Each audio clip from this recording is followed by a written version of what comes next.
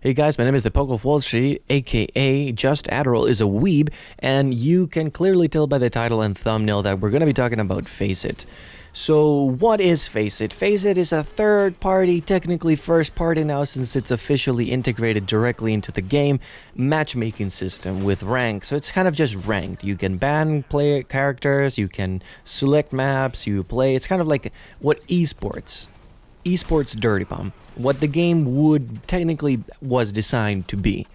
A lot of people have played it, and there's a ton of people still playing it. Obviously, it's the first few weeks we're having with it. And there's a lot of talk about how FaceIt is so unbalanced and broken, and we're all gonna die. But no. The FaceIt is completely unbalanced and broken, yes. Broken not in the sense of it being a bad program, since it works really well. Broken in the sense of you have people that are playing against number one ranked players in all of certain continents, right?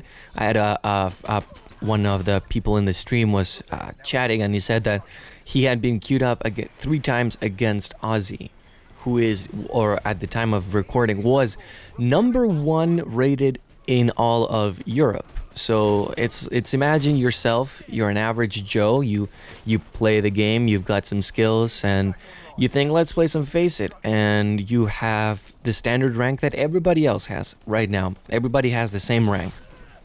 And you queue up and you're played against an esports pro, and he dominates, and then you're very sad. And then the next game you queue up, you play against literal trash, and you dominate, and it makes you very confused. And then the next game you play against guys of similar skill, and it's a great match. And that's what's going to be happening until the ranks settle down and make more sense. So high tier players will finally be rated high tier, low tier players will be rated low tier. And it's going to take some time, and that's why I say that FaceIt will fix itself. But this situation is not going to be an issue if you're one of 3 types of people, in my opinion.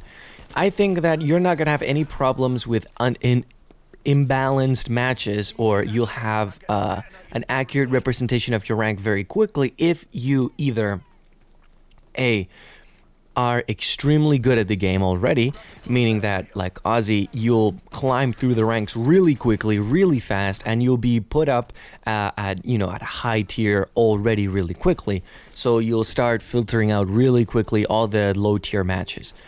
B, you're extremely trash at the game and you literally lose everything. So you'll already be filtered out downwards, and you'll be playing less and less people that are higher level the more you go down and the more they go up. Or B, you play a ton of matches, meaning that you play 4 or 5 games a day every week. So that'll be like 28 matches a week, and then that would be like 112 matches per month. So you'll get a very accurate representation of your winning potential, which is what ELO tends to be. Very simplified rank systems in video games don't tend to accurately depict somebody's skill, because you can't really write down in a match how good your game knowledge or your aim is. That's why these ranks really won't reflect your skill. They mainly reflect how likely you are to win against other players. So let's say you've got, on a scale of 10, I think is how they're doing these rankings, you've got level 1, right, playing against a level 5. The level 5 has much higher chances of winning, but a level 5 playing against a level 10, meaning the level 10 is going to have much more higher chances of winning. Does that mean that a level 1 cannot beat a level 5? No, they can. It's very unlikely, but it's a possible situation. So these ranks are mainly just going to be how good is your winning potential. If we were to have accurate depictions of our skill, we would have something more like FIFA cards for each player, where it would measure our efficiency, our objective, our kill ratio, our speed, our aim, our accuracy, our communication skills, our map knowledge, our callouts, our strats. It would have to measure literally every detail, and then you can get a number, right, out of, the certain ratios you're given to represent how good you are compared to other people. But now it's mainly just kind of if you're higher level, that means you're gonna win more against lower level people. So yeah, that's why I think that the game, that FaceIt, is not broken. I think it's just like any other game with a brand new rank season. When Overwatch started, a ton of people that were really good at the game were paired up against people who were really bad at the game. And, you know, whenever a new rank system happens, it's bound to occur things like that, where people who all have the same rank technically have different skill levels and winning potential. This is what happened in the preseason. I was training with War, so I was much better than I am now, right? But I would be playing when the first few matches started. I'd play against guys who were absolute trash and had spent like, what, 5 hours in the game. And then, you know, how can you compete against a guy who's training for it with an esports team versus a guy who just picked up the game, got enough levels to try out rank? It really doesn't make any sense if you think about it, you know, why it happens. And we should measure your skill and stats from a different. No, it's brand new. The first few months are going to be really chaotic with this, unless you're the 3 types of people we discussed before. And I think that this first season isn't really going to describe properly people's ranks very accurately, unless, you know, again, you're those 3 types of people that have a lot easier time of being figured out. It makes more sense, I think, that this first season is going to be more of a placement season, and then the next season is going to be an actual hardcore, you're playing against people of similar skill, which I think is going to be very important for everybody. Since we're all starting at level 3, it thinks that we all have an average skill level of that.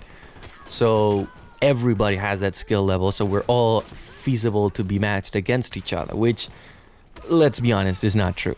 Like, I shouldn't be matched against some esports god, and somebody who picked up the game 50 hours ago shouldn't be playing against me. So, does this mean that FaceIt is bad? No, FaceIt is good. Does this mean that your rank means absolutely nothing and you should never consider it? No, your rank means you have a higher potential of winning compared to other players. And I don't know, this kind of rant mainly is here to discuss what your guys' first experiences with FaceIt are. Are you the guy who was playing against Ozzy all those times and got destroyed? Or are you a guy that keeps getting matched against low-tier scrubs? Please tell me your experiences with FaceIt below, and join the Discord and tell me there as well. So I'm very glad you guys are joining and subscribing. Follow me on Twitch. We're going to be doing a giveaway this Wednesday. That's a Wednesday. On the Wednesday stream, I'll be giving away some melee skins, and bulk my skins, because now we don't have as many nice skins. If you want to donate some, please feel free to do that. But mainly the issue is that I didn't get too much luck out of my case unboxings. So if rather than giving away pristine condition skins, I'll give away 4 or 5 scarred skins or something like that. But with the big pot of being, you know, melee weapon skins, kobolds and stuff, it should be great. Come join. It should be lots of fun. And as always, guys, have a great day.